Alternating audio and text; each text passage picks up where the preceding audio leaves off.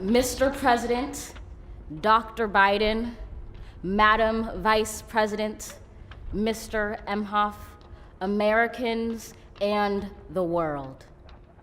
When day comes, we ask ourselves, where can we find light in this never-ending shade?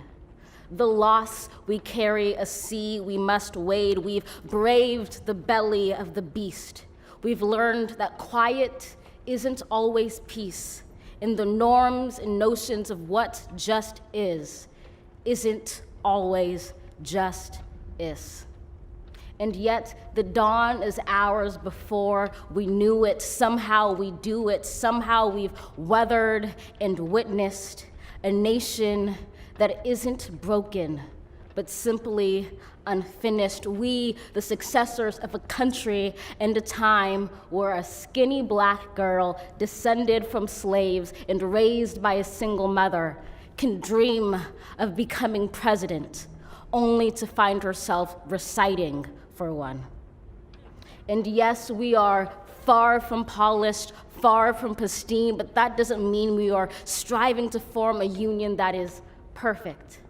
We are striving to forge our union with purpose, to compose a country committed to all cultures, colors, characters, and conditions of man.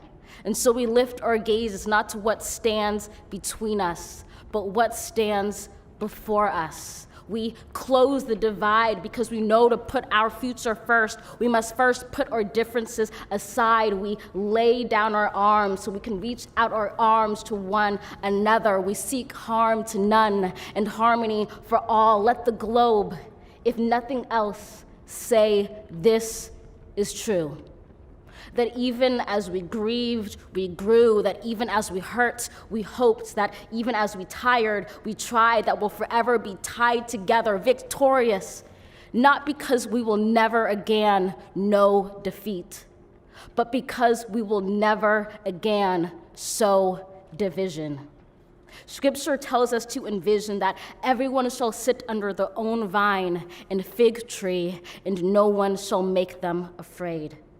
If we're to live up to our own time, then victory won't lie in the blade, but in all the bridges we've made. That is the promised glade, the hill we climb, if only we dare it, because being American is more than a pride we inherit. It's the past we step into and how we repair it.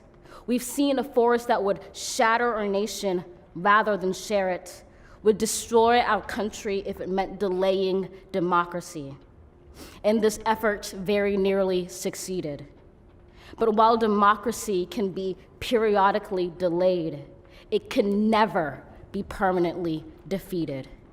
In this truth, in this faith we trust, for while we have our eyes on the future, history has its eyes on us. This is the era of just redemption. We feared it at its inception. We did not feel prepared to be the heirs of such a terrifying hour, but within it we found the power to author a new chapter, to offer hope and laughter to ourselves. So, while once we asked, how could we possibly prevail over catastrophe?